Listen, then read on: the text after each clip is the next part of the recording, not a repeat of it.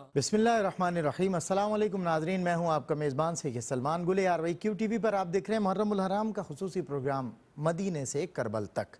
آپ کو یاد ہوگا گزشتہ پروگرام میں ہم ذکر کر رہے تھے کہ جب امام حسین کے بھائی محمد حنفیہ نے آپ کو یہ مشورہ دیا کہ آپ یمن یا کسی اور محفوظ مقام کی طرف چلے جائیں، تو آپ نے ان سے کہا تھا کہ آپ ان کے مشورے پر غور کریں گے۔ لیکن امام حسین اگلے روز علی الصبح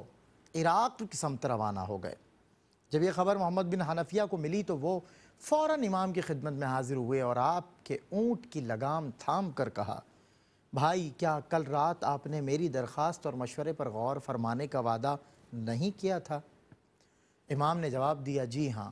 لیکن آپ کے جانے کے بعد رسول اللہ صلی اللہ علیہ وسلم میرے خواب میں تشریف لائے اور فرمایا، حسین روانہ ہو جاؤ کیونکہ اللہ تمہیں مقتول دیکھنا چاہتا ہے۔ ناظرین، یہ وہی بشارت ہے جو حضرت امام حسین رضی اللہ تعالیٰ عنہ کی پیدائش کے وقت ہی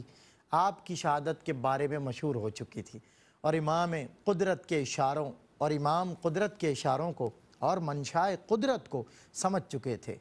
نیز یہ کہ امام حسین رضی اللہ تعالیٰ عنہ کے نزدیک اس وقت ایسے حالات پیدا ہو چکے تھے کہ اسلام کے خلاف ہونے والی سازشوں کے مقابلے میں اگر امام حسین باقاعدہ کھڑے نہ ہوتے تو اللہ کا دین ہمیشہ کے لیے حق و باطل کے فرق اور امتیاز کی کسوٹی کے معیار سے دور ہٹ جاتا، اور یہ بات اشارہ غیبی کے ذریعے امام حسین پر شرح صدور ہو چکی تھی۔ لہٰذا امام کے نزدیک ضروری ہو گیا تھا کہ آپ اپنی ہر چیز یہاں تک کہ اپنے باوفا اصحاب اور اہل و عیال تک کو قربان کر دیں تاکہ جاں بلب اسلام کو حیات نو اور فراموش شدہ قرآنی تعلیمات کو تازگی مل جائے۔ محمد بن حنفیہ کے بعد عرب کا مشہور شاعر فرزدق وہ 5واں شخص تھا جس نے امام حسین کو مشورہ دیا کہ آپ عراق کی سمت سفر کا ارادہ ترک کر دیں۔ جس وقت امام مکہ سے عراق کی جانب روانہ ہو رہے تھے، اسی وقت فرزدق فریضہ حج کی ادائیگی کے لیے مکہ آ رہا تھا۔ مکہ کے باہر فرزدق کی امام سے ملاقات ہوئی اور اس نے امام سے ان کے سفر کی بابت دریافت کیا۔ امام نے فرزدق کے جواب میں ایک ارشاد فرمایا، تم نے درست کہا،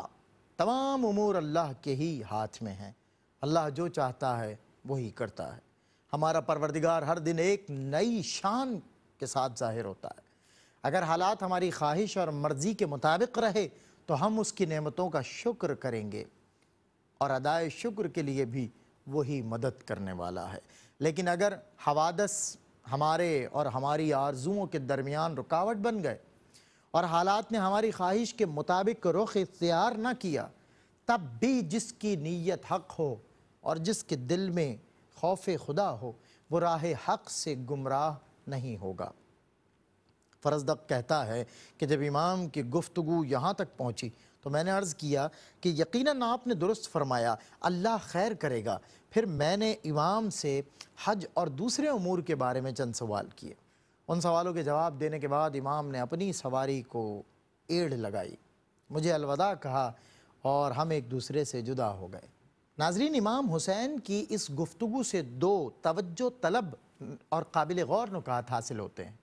ایک یہ کہ امام عراق کے حالات اور آئندہ پیش آنے والے حوادث سے بخوبی آگاہ تھے اور مکمل علم و آگہی کے ساتھ اپنے منصوبے پر عمل پیرا تھے، اور یہ بات تو فرزدق جیسے افراد کے لیے بھی بالکل واضح تھی، لہذا اس نے بھی صاف الفاظ میں کہا تھا کہ لوگوں کے دل آپ کے ساتھ ہیں لیکن تلواریں آپ کے خلاف ہیں۔ دوسرا نقطہ اس معاملے کا اخلاقی پہلو تھا، اخلاص اور اللہ تعالیٰ پر بھروسے کا مسئلہ۔ امام کی جد و جہد ایک الہی فریضہ اور ذمہ داری کی تعمیل تھی اور مانوی مقاصد کے حصول کے لیے تھی، صرف ظاہری کامیابی مقصود ہی نہ تھی۔ امام حسین نے اپنی جد و جہد کو اسی اصول اور قانون پر استوار کیا تھا۔ تاریخ طبری جلد سوم صفحہ نمبر 267 میں اس کے بعد والے واقعات کے بارے میں ہمیں یہ بیان ملتا ہے، کوفے کی جانب اپنے سفر میں جب امام حسین بغیر رکے حاجر نامی مقام پر پہنچے، اس وقت تک مسلم بن عقیل کی خیریت اور اہل کوفہ کی دعوت اور خطوط کی تصدیق ایک قاصد کے ذریعے امام حسین کو مل چکی تھی۔ جس کے نتیجے میں امام حسین نے اہل کوفہ کو مخاطب کرتے ہوئے یہ خط تحریر کیا اور اسے قیس بن مسہر صیدادی کے ذریعے ارسال کیا۔ مجھے مسلم کا خط ملا جس میں خبر دی گئی ہے کہ تم لوگ ہماری مدد پر اور ہمارے حق کے مطالبے کے سلسلے میں متحد ہو۔ خدا کے حضور دعا گو ہوں کہ ہمارے امور بخیر و خوبی انجام پائیں اور ہماری مدد کرنے پر وہ تمہیں اجر عظیم عطا فرمائے۔ میں مکہ سے منگل کے دن مورخہ 8 ذی الحجہ کو تمہاری طرف روانہ ہو چکا ہوں۔ میرے قاصد کے پہنچنے پر تم لوگ جلد از جلد اپنے کاموں کو منظم کر لو۔ میں خود بھی آئندہ چند روز میں پہنچ جاؤں گا۔ ناظرین، یہ وہ مقام ہے جہاں اس تاریخ کا عام طالب علم مغالطے کا شکار ہوتا ہے اور بعض اوقات اہل کوفہ کی طرف سے حمایت کے اظہار ان کی دعوت اور حکومت اسلامی کی تشکیل کو امام حسین کی اس عظیم جد و جہد کے اصل محرکات اور اسباب کے طور پر سمجھنے لگتا ہے۔ امام حسین کے اقدام کی یہ تفسیر نہ صرف حقائق کے برخلاف ہے بلکہ اس طرح اس عظیم جد و جہد کی اہمیت اور عظمت کو گھٹا کر مسئلے کو ایک عام سیاسی مسئلہ بنا ڈالا ہے۔ ہم جو یہاں ہر مرحلے پر امام حسین کے خطبات، فرمودات اور مکتوبات کے حوالے سے واقعات کا جائزہ لے رہے ہیں، ہمیں نظر آ رہا ہے کہ اس حیات آفریں تحریک اور امام کی طرف سے اس اقدام و عزم و ارادے میں اہل کوفہ کی دعوت اور حکومت کی تشکیل کو بنیادی کردار حاصل نہیں ہے، کیونکہ امام نے مدینہ ہی میں یزید کی بیعت کا انکار کیا اور پھر اپنے دشمن سے مقابلے کے لیے ایک منظم حکمت عملی کے تحت مکہ تشریف لائے، یہاں تک کہ ابن عباس کے جواب میں فرمایا کہ یہ مجھے قتل کیے بغیر نہیں چھوڑیں گے، اور ابن زبیر کو جواب دیا کہ اگر میں کسی پرندے کے گھونسلے میں بھی چلا جاؤں تب بھی یہ مجھے باہر نکال کر مار ڈالیں گے۔ یہ سب باتیں پہلے سے ہی جس کے علم میں ہوں اور پھر جس نے اپنی شہادت کی بشارت اپنے نانا جان نبی کریم صلی اللہ علیہ وسلم سے سن رکھی ہو، اس ہستی کی جد و جہد کے اصل محرک کو محض سیاسی قرار دینا نا سمجھی ہے۔ تاریخ ابن کثیر جلد سوم کے صفحہ نمبر 123 میں اس بات کی وضاحت ان الفاظ میں کی گئی ہے: امام کی جانب سے مقابلے کا فیصلہ کر لینے، آپ کے مکہ تشریف لانے اور اہل کوفہ کو یہ خبر ہو جانے کے بعد کہ آپ نے مطالبہ بیعت مسترد کر دیا ہے، ان کی طرف سے امام کو دعوت اور خطوط کا سلسلہ شروع ہوا۔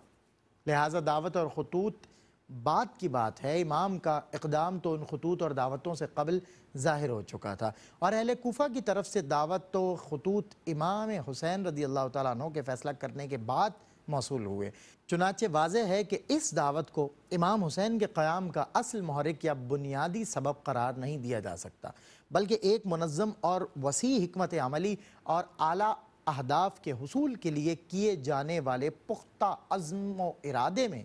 یہ بھی ایک فروعی اور ضمنی مسئلہ تھا۔ تو پھر سوال یہ پیدا ہوتا ہے کہ اس تحریک کے لیے کوفے کا انتخاب ہی کیوں کیا گیا؟ ناظرین، کتب تاریخ سے یہ بات واضح ہے کہ امام نے یزید کی مخالفت اور اس کے خلاف جد و جہد کو جاری رکھنے کا پکا ارادہ اور عزم کر لیا تھا، لیکن مکہ میں رہتے ہوئے اس کی مخالفت کو جاری رکھنے کے نتیجے میں امام کو خفیہ طور پر قتل کر دیا جاتا۔ اس طرح ایک طرف تو خانہ کعبہ کی بے حرمتی ہوتی اور دوسری طرف اس انداز سے آپ کا مار دیا جانا یزید کے لیے بڑا مفید ثابت ہوتا۔ یہی وجہ تھی کہ سعد بن عاص، جس کو مکہ میں امام حسین کے قتل کی ذمہ داری سونپی گئی تھی، پہلے تو صلح و صفائی اور امان نامے کے ذریعے اور اس کے بعد بزور طاقت چاہتا تھا کہ کسی طرح امام اپنا سفر ترک کر کے مکہ واپس آ جائیں تاکہ وہ یہ معاملہ خاموشی کے ساتھ مکہ میں ہی تمام کر دے اور یہ تحریک اپنی ابتدا ہی میں دبا دی جائے۔ ایسی صورتحال میں امام حسین کے لیے اپنی تحریک کو جاری رکھنے کے لیے ظاہر ہے کہ وسیع و عریض اسلامی مملکت میں انقلاب اور تبدیلی کے لیے سب سے زیادہ تیار علاقہ کوفہ ہی تھا، کیونکہ یہ ایک بڑا صوبہ تھا، اسلامی فوج کا ایک اہم مرکز تھا اور شام کا رقیب اور مد مقابل بھی تھا۔ اس کے علاوہ جنگی حکمت عملی کے اعتبار سے یہ علاقہ مکہ اور مدینہ سے بھی زیادہ اہم تھا۔ وہاں کے لوگوں کے شعور اور بیداری کا اندازہ لگانے کے لیے یہی بات کافی تھی کہ انہوں نے مکہ میں امام کے ساتھ اپنے دعوتی خطوط کا ڈھیر لگا دیا۔ ان خطوط میں اپنی آمادگی اور امام کی پشت پناہی اور حمایت کے عزم کا اظہار کیا گیا تھا۔ اگرچہ کہ ایک خاص مرحلے پر اس شعور و بیداری اور اس آمادگی اور حمایت کو طاقت کے بلبوتے پر دبا دیا گیا، لیکن ان افکار نے مستقبل میں رونما ہونے والے انقلابات میں اپنا اثر دکھایا اور آج تک اسوہ شبیری اثر پذیر ہے۔ ناظرین، اس مسئلے پر علامہ ابن خلدون نے نہایت خوبصورت پیرائے میں وضاحت کی ہے۔ تاریخ ابن خلدون جلد سوم صفحہ نمبر 323 میں وہ یہ تحریر کرتے ہیں، اگر بعد میں اہل کوفہ یہ دعویٰ کرتے کہ ہم امام کی راہ میں جان و مال قربان کرنے کے لیے تیار تھے، ہم نے ان سے اپنی قیادت اور رہبری کے لیے اس قدر اصرار کیا، 7 درخواست کی تھی، لیکن انہوں نے ہماری درخواستوں پر یکسر توجہ نہ دی۔ تو کیا اس صورت میں امام کا یہ جواب کسی ایک فرد کو بھی مطمئن کر سکتا تھا؟ کیونکہ مجھے معلوم تھا کہ تم وعدہ خلافی کرو گے، اس لیے میں نے تمہیں مثبت جواب نہیں دیا۔ اور کیا اس صورت میں اہل کوفہ یہ دعویٰ نہیں کر سکتے تھے کہ ہم تو اپنے قول کے پکے تھے؟ دوسرے الفاظ میں یہ کہا جا سکتا ہے کہ اس موقع پر امام حسین رضی اللہ تعالیٰ عنہ تاریخ کے ایک دوراہے پر کھڑے تھے۔ اگر آپ اہل کوفہ کی کوئی درخواست قبول نہ کرتے تو تاریخ انہیں مورد الزام ٹھہراتی اور مستقبل کی تاریخ کا فیصلہ ہوتا کہ حالات غیر معمولی طور پر مثبت تھے، لیکن امام نے اس سنہری موقع سے فائدہ نہیں اٹھایا۔ انہوں نے جانتے بوجھتے ہوئے اقدام سے گریز کیا، لہٰذا امام نے مدد و نصرت کا ہاتھ بڑھانے والے لوگوں پر اتمام حجت کی غرض سے ان کی درخواست قبول فرمائی اور کوفہ والوں کی بے وفائیوں کے باوجود اور حالات ناسازگار ہونے کے باوجود کوفہ کی سمت روانہ ہو گئے تاکہ حجت تمام ہو سکے۔ تاریخ ابن کثیر جلد سوم صفحہ نمبر 232 میں اس کے بعد والے واقعات کے بارے میں ہمیں یہ بیان ملتا ہے۔ کوفہ کے راستے میں ایک مسافر کی امام سے ملاقات بیان کی جاتی ہے۔ اس شخص کا اپنا بیان یہ ہے کہ میں اعمال حج انجام دینے کے بعد تیزی سے کوفہ واپس پلٹ رہا تھا کہ مجھے راستے میں چند خیمے نظر آئے۔ میں نے ان خیموں کے مالک کے بارے میں پوچھا تو بتایا گیا کہ یہ خیمے حسین ابن علی کے ہیں۔ یہ سن کر میں نواسہ رسول صلی اللہ علیہ وسلم کی زیارت کے شوق میں ان کے مخصوص خیمے کی طرف چلا گیا۔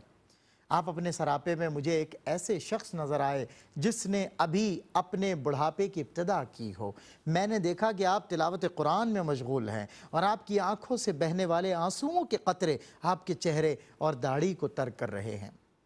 میں نے عرض کیا کہ میرے ماں باپ آپ پر فدا ہوں اے نواسہ رسول صلی اللہ علیہ وسلم، کیا وجہ ہے آپ اس بے آب و گیا بیاباں میں تشریف لائے ہیں؟ امام نے جواب دیا کہ ایک طرف مجھے اپنے نانا کے دین کی فکر ہے اور دوسری طرف یہ اہل کوفہ کے خطوط ہیں جو انہوں نے مجھے ارسال کیے ہیں، اور یہی اہل کوفہ مجھے قتل کریں گے،